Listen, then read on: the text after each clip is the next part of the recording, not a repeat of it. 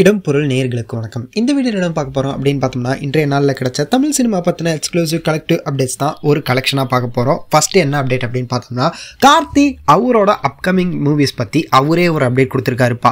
வா வாத்தியார் அண்ட் மெய்யழகன் இந்த ரெண்டு படங்களும் இந்த வருஷமே ரிலீஸ் ஆக போகுது அப்படிங்கிற மாதிரியும், ரெண்டு படத்தையும் முடிச்சிட்டோம் ரிலீஸ் ஆக போகுது அப்படிங்கிற மாதிரியும், சர்தார் 2 ஸ்டார்ட் பண்ண போகிறோம் அடுத்ததா அப்படிங்கிற மாதிரி சொல்லியிருக்காரு. அதுக்கடுத்ததா அடுத்த வருஷம் லோகேஷ் வர சொல்லிட்டாரு, மறுபடியும் பிரியாணி சட்டியை தூக்கிட்டு போக வேண்டியதான் அப்படிங்கிற மாதிரி சொல்லியிருக்காரு. ஸோ வெயிட் பண்ணி பார்க்கலாம்ப்பா. கார்த்திக் இந்த வருஷமும் நல்லா இருக்க போகுது, அடுத்த வருஷமும் சூப்பராக இருக்க போகுது அப்படின்னு இருக்க, எப்படி இருக்க போகுது அப்படிங்கிறது அவரோட படங்களை வெயிட் பண்ணி பார்த்துடலாம். ராயன் படத்தோட சென்சார் முடிஞ்சிருச்சு. படத்தோட ரன் டைமாக 2 hours 25 minutes, ரொம்ப கிரிப்பிங்கான ரன் டைமாக தான் இருக்குது. ஸோ பிளடி ப்ரூட்டல் சம்பவமாக இருக்க போகுதுப்பா. எதனால அப்படின்னு பார்த்தோம்னா, சென்சார் ஏ கிடச்சிருக்குது.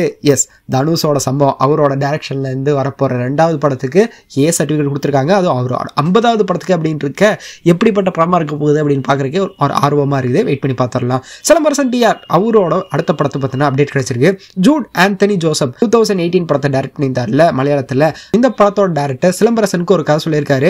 இந்த படம் அவருக்கு பிடிச்சிருச்சு அப்படிங்கிற மாதிரியும், படத்தோட ஷூட்டே ஸ்டார்ட் பண்ண போறாங்க அப்படிங்கிற சொல்லியிருக்காங்க. மோகன்லால் இந்த படத்தில் ஒரு ப்ராமினன்டான ரோல் பண்ண போறாரு அப்படிங்கிற சொல்லியிருக்காங்கப்பா.